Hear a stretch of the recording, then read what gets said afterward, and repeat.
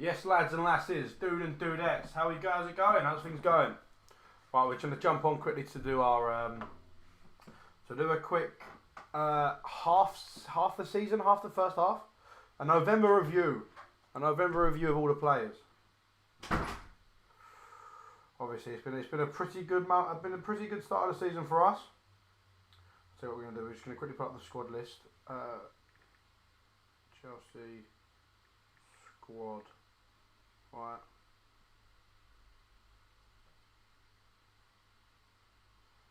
Chelsea squad. Just a second. 2021. Got the door on.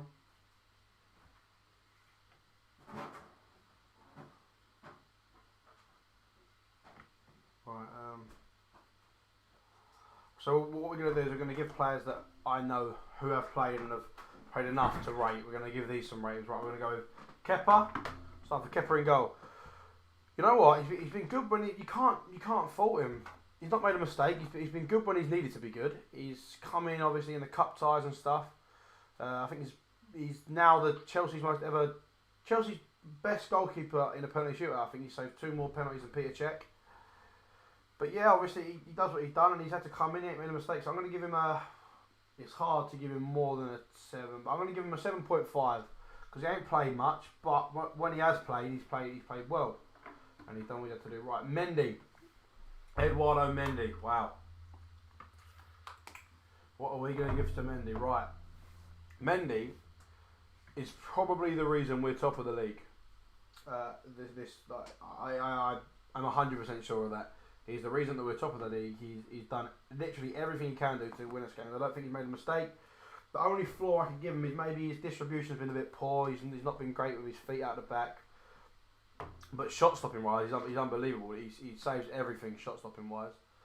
So Mendy, I tell you what. So we give Kepa a 7.5. We're going to give Mendy a 9. We're going to give Mendy a 9 first half of the season. He's just his distribution. I've seen him play a few sloppy passes out from the back. 9.5. Yeah, I can see that. I'm going to give him a 9 though, purely because just because of his distribution. It sometimes lets him down. But yeah, that's the 2 goalkeepers going to do. Right, Antonio Rudiger. What a player! What a player! He's really coming to his own this season.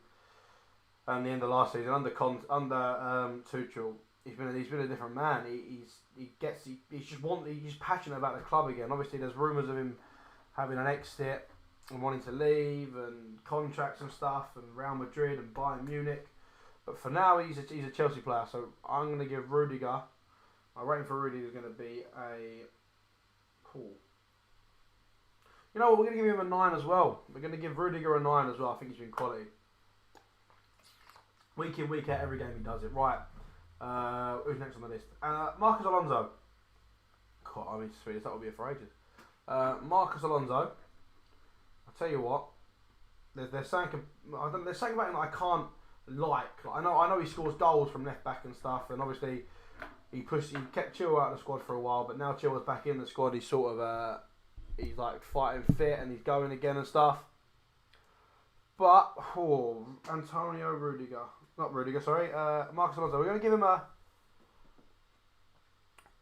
So what I'm going to do is I'm going to say that a 6.5 is average. So if you're a 6.5, you're average. So I'm going to give him a 7. I'm going to say just above average. Alonso, obviously been pushed out of the squad now for Ben Chilwell. But this is a whole season review. It's not just now. It's from the start of the season we're going to do. Right, Andreas Christensen. Obviously, another one that's had to fight for his place in the squad and has done well and has kept his place in the squad. Made in Cobham, obviously passionate about the club. I didn't like him when he was first there. I'll be honest, he's very shaky to me. He's got a mistake in him and stuff, but now I think he's took all the mistakes out of his game and he's just getting better and better. Christensen, this season I'm going to give him an 8.5, an 8.5. I think you can't knock any of the defenders really because we've got the best clean sheet. I think we've got joint most clean sheets, least goals conceded, and best goal difference. You can't knock the defenders at all, so they're going to always be a high rating so far. So we're going to give Christensen an 8.5. It's pretty high. Right, Thiago Silva hasn't played as much as I'd like to see him, but he's played, and when he's played, when he plays, he's just quality. But obviously, with his age and that, you need to know your time to rest him and stuff like that. So Thiago Silva. We're going to give Thiago Silva a Ooh. We're going to give Thiago Silva an 8. Yeah, we give Christensen an 8.5, Thiago Silva an 8. Nice, right. Ben Chilwell. Obviously, he had a terrible start to the season. He couldn't get in the squad, and when he played, he was just poor. I'm not sure what it was. It might have been neglect from the Euros that was just getting to him, but it wasn't great. It wasn't great, obviously, now. But now he's come to only scoring goals for fun. He's getting assists for fun. But the whole season overall, we're gonna give him an 8, obviously, because he couldn't get in the squad at the start. And now, like, if you go on a form, that would be a 9. But the whole season, he's going to be an 8. Right, Reece James. I think he's a player with he's the 4th most highest player with the goals and assists and goal contributions and stuff like that. So you can't knock him. You can't knock what he does. And for me, that's going to be it's going to be a 9. You know, I'm going to give Reece James a 9. I think he has been absolutely quality. Goals, assists, defending, attacking. He's literally done everything this season, and you can't knock him. He's a player. He's got his call up for the England squad again. I think he should start starting for the England squad now. But obviously with England, that right back battle is so intense with Kyle Walker, with Trent, with Trippier, and you're pushing the likes of Wan-Bissaka out of the squad as a whole. So that's why you give him a 9, right? Azpilicueta, you know what? He hasn't played a lot. Azpilicueta hasn't played a lot, and I think when he's played, he hasn't looked the best. But he's your club captain. That's what you need. Someone like that in the dressing room to rile your players up, get them going, make them know how important every game is. So for Azpilicueta, I'll tell you what we're going to give him. We're going to give Azpilicueta we'll give him a 7, just above average, because he's not started many games. He's not played amazing when he started. He's had a few mistakes, but at 7, he's above average. Right, Trevor Chalobah, what a player! You've got to think with Trevor Chalobah as well. It's not just the fact of how good he's played, it's how young and how he's just smashed into the squad, and he's starting bigger games now, and he's getting more minutes. But obviously this Chelsea defence right now is nearly impossible to break into, and he's doing it. He's breaking into this defence. So I'm going to give Trevor Chalobah, the first half of the season, it's got to be an 8.5. I know he's not played much as the others, but he scores. He scored goals, he's a whole threat, and obviously with Zuma leaving, you needed someone like that to come in, and all the Koundé rumours that were about. And I feel like the Chalobah's just sort of squashed all the Koundé. Pardon me. Chalobah's just sort of squashed all the Koundé rumours and then just said, "This is my spot now. I will be fighting for the starting lineup." Yeah, so 8.5 works. Malang Sarr. I've said many times, it reminds me of a young Kurt Zouma bursting through the ranks at Chelsea. Obviously, transfer at a young age, and now he's if I'm right, I think he might have had 1 start in the Prem. He's had, I think, maybe 2 or 3 starts in the Cups and stuff. But his first game wasn't great, but he's not played well for the rest of it. He's not played well, sorry, for the rest of it. But again, he ain't played a lot. You can't knock him. So we'll go 7, same as Azpi. But this kid's got potential, I'm telling you. Right, that's the defenders. Then we get to the midfield. Jorginho, that's a strange one, you know, for Chelsea. That is a weird one because, yeah, obviously the last year was insane. His last year of football was absolutely insane. But this year, he's not lived up to it as such, but he's not underperformed at all. He's played well, he's done what he's done, he's getting better, he's passing from the midfield into the forwards, he's getting a lot better this season as well. I'll give him an 8. I'll give him an 8, 100%. Kante. Kante, what are we saying about Kante? Right. Obviously injured for a while, and then he sort of, once he's been injured, he's finding it hard to get back into the squad. Like, he's finding it very, very difficult to get back into the squad. But it's Kante at the end of the day. Every time he plays, he's the bollocks. He's mustard. So we'll give Kante an 8 as well, same as Jorginho. Pulisic, you can't really rank Pulisic at the minute. He's obviously had a few injuries. Been injured the whole season. He's just come back, so we're not going to rate Pulisic because it's unfair. It's very unfair to rate Pulisic. Right, Kovacic. Kovacic is a big one. I think he's got 5 assists in the Prem already, and he's not. You're not talking about an attacking midfielder. You're talking about not a defensive, but like a centre midfielder, and he's got 5 assists. I think more than Bruno and De Bruyne in the Prem. I think he's had a good start, and obviously he's finding it hard to find his place in the midfield because obviously there's battle for places in the defence, but then there's a bigger one in the midfield with your Kovacic, your Jorginho, your Kante, and obviously now you've got what's his name, Loftus-Cheek coming through. You've got Sal Niguez. You've got Ross Barkley, etc. They're all coming back into life and stuff. So we're going to give Kovacic. Do I think he's been Chelsea's best midfielder out of them three? Yeah, we'll give Kovacic an 8.5. We'll give him an 8.5. Mason Mount, right, my boy, Mason Mount. He's my little wonder kid. He's my star. He's my diamond. He's my love. He's my heart. He's everything. Mason Mount. However, obviously, he got off to a very slow start in the season. He did get off to a slow start, and he was getting abused from everyone. But maybe listen, he's played a lot of football. He's played a lot of football, and that's what it's been down to. But then again, when he doesn't play, you notice his miss. You really notice his miss when he's not playing because it's the threat. He gets the ball, bang, he turns, he's gone, and he makes things happen. So we're going to give Mount an 8. We're going to give Mason Mount an 8 because obviously he had a poor start to the season, but now he's coming into form. We'll see him. Right, Hakim Ziyech. Avid viewers of this channel would know my despise for Ziyech. I'm just not a fan of him. I'm just not a fan of Ziyech. I'm really not a fan of him. I just think he's so one-dimensional. He knows one thing, and it's a long-winded back stick cross and stuff, or like a shot that goes wide. It's just, but then he comes up with a bit of magic and gets a goal, or whatever. But yeah, has he been shit? Has he been below average? Yeah. It's harsh. I'm going to give Ziyech a 6. I'm going to give Ziyech a 6. I think he's been poor. I think he's had his chances. He's been poor. So that's just, for me, 6.5 is average. So that's just below average for me. And obviously there's talks of him with Dortmund have surfaced today that he wants to go to Dortmund. And obviously if that can help us get Haaland in any way, yeah, fucking see you later, Ziyech. But yeah, we'll give him a 6 flat. Kai Havertz. Obviously started the season. Struggled to find a place in the squad, to be honest. He did struggle to find a place in the squad, Havertz. But then now he's got his place. He's doing well, but it's just not, you know what I mean? It's just not going. It's not going. He's not lighting up the league now, which you sort of expect him to start doing this point in the season. Start lighting up the league, start getting the goals, getting the assists more often. And obviously recently he's been starting in that middle, the front of the three, the centre forward. So we're going to give Havertz a 7. We are going to give Havertz a 7. Right, Ruben Loftus-Cheek. This man has absolutely revitalised his career completely. Completely. He couldn't do it more if he tried. Obviously, he was unreal under Sarri at Chelsea. Then picked up that Achilles injury, which killed him for a while. Then went on loan to Fulham and was really, really poor on loan at Fulham, to be fair. Well, not poor, but he was very mediocre at Fulham. And then it was like, now you're going to go back on loan again, sort of thing. And he was like, no, fuck that. I'm going to impress Tuchel and I'm going to smash it. And that's what he's done. It's exactly what he's done.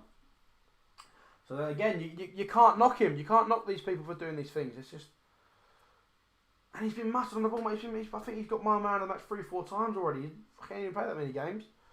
I'm going to give Loftus-Cheek. I'm going to give him a 9. I am. I think he's the only other one with a 9. I think we got Rudiger on a 9, Mendy on a 9, and Loftus-Cheek on a 9. But yeah, listen, Loftus-Cheek has changed his career around completely. Right then, coming to the end of it now, Sal Niguez, right, he has been abysmal since he's come to Chelsea. There were so many good things with him from Atletico in the Liga and stuff, and obviously there was talks about Chelsea sending him back in January to cut his loan short, but he wants to stay and fight for his place in January. He's using this time now, he's still at the club, he didn't get called up for Spain, he's using this time at the club to try and get some minutes under his belt and stuff, so... But you can't deny he's just not been good enough. He's really not been good enough. You can't deny it. Like, it's facts. What do we give Sal Niguez? We're gonna give him a 6 as well, same as Ziyech. But he's been alright. He's been better recently. The first 2 games he was shocking. I think he's got two games since then. One start, one off the bench, and he's just been So we'll give him a 6, just below average. Ross Barkley is the one that, obviously, I don't know if he was here for the start, but right at the start, when he come on, I was in disbelief that we brought him on in a game. I think it was drawing or losing or something. It was the game where you ended up, what was it? It was 1-0 up, then it went 1-1, and then we ended up winning 3-1 late on. It was that game we brought him on, and I was like, what the fuck are we doing? Like, why would you bring Ross Barkley on? However, it's been unreal. Obviously, that game against Burnley, I think he was my man of the match. He was mustard against Burnley. He was proper good.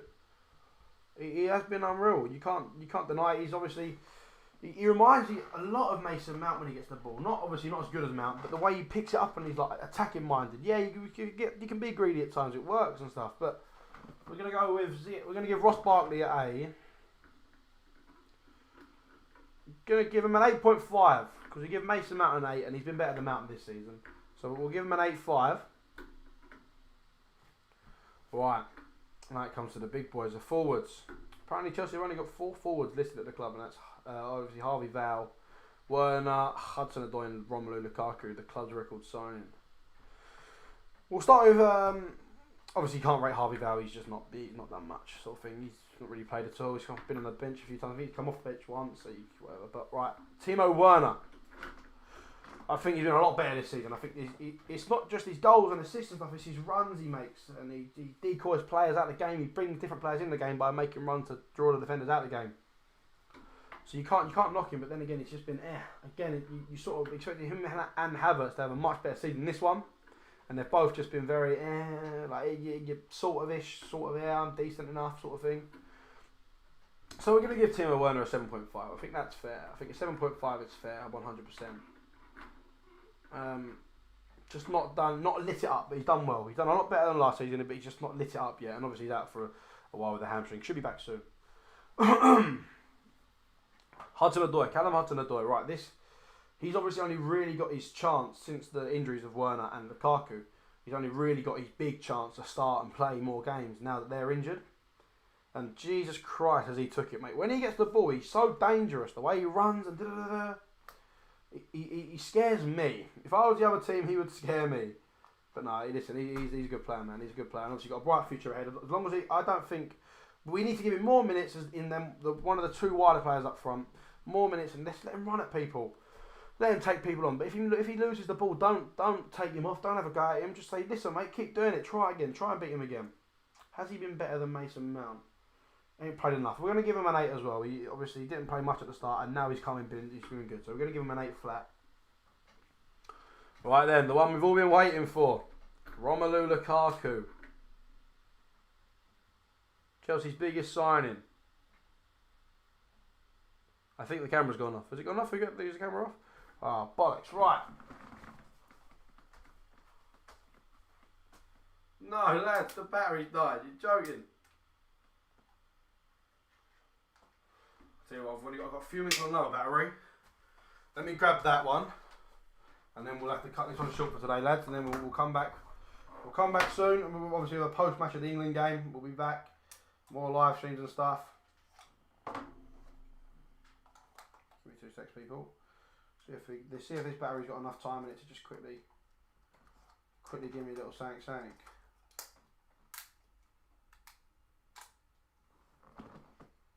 Right, we've got seconds on this battery, lads. High view shot. Get rid of that. Come on. Quickly.